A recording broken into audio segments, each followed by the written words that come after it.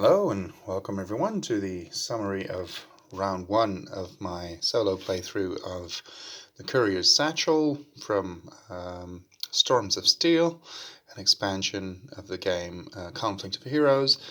As I explained in my previous video, I'm using the third edition rules, but I basically still have most of the components, although not all, of the first edition, which is also the second edition, strangely enough. So if you want to know more about that, watch the previous video, please, in which I introduced this scenario. Anyway, so this is a small summary of turn one. What I did a lot for the Germans was to simply pass.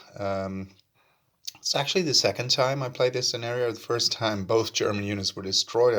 I guess both German units were destroyed. They were just being a bit too aggressive.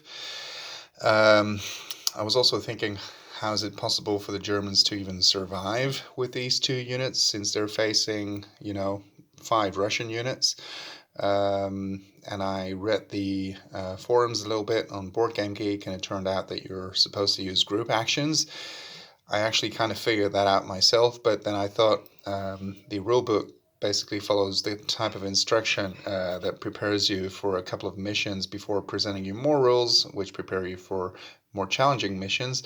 And the rulebook actually says that you're ready to play this particular mission before they explain group missions, group actions, I should say. So for that reason, I just assumed that you weren't supposed to use them, but yeah, I guess there's nothing against it. And if you don't use it, well, then I kind of wonder how you can survive as the Germans, because those group actions will allow you to get to the woods relatively quickly. In this particular case, they also had the card, which allows you to do two actions, to take two actions before your opponent takes an action. So that really helped them to get into the woods too. And I really do think that they need the extra cover. And from then on, so that is the second playthrough when I actually did use group actions. I actually passed a lot with the Germans. That way you don't have to make a spend check. And since there are just two German units on the board, and there's really, a big superiority in Soviet units, if you fail your spend check and both German units are spent, then you don't really stand much of a chance anymore if you have lots of fresh Russian units still remaining on the board. So what I did was simply pass a lot. Obviously, the Russians did not want to pass because then the turn would be over. That is, the round would be over. So they actually did take actions. Well, something I've found in general with this game, I have played it before, obviously, is that it's pretty difficult to actually hit units, especially when they're in cover, because you usually need to roll like a 9 or a 10 or something like that. You can modify that with caps, but you want to use those caps for other reasons as well. So it's pretty difficult to hit units if they're in cover.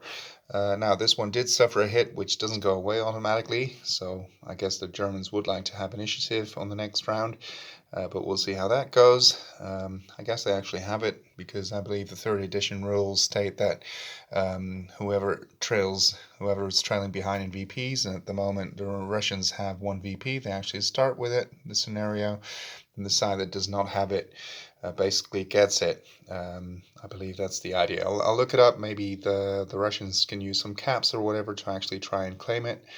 But yeah, these are some observations after round one. And the satchel is going to enter the board now, as well as 2 new German units. These 2 German units, and this one is a Russian unit, and the control marker, which represents the satchel. Of course, they will have to, both sides get to draw 1 more card, and a couple of more things, but that should prepare us for round 2, so let's see how that goes. So thank you for watching. I hope you enjoyed the video, and see you on the next one.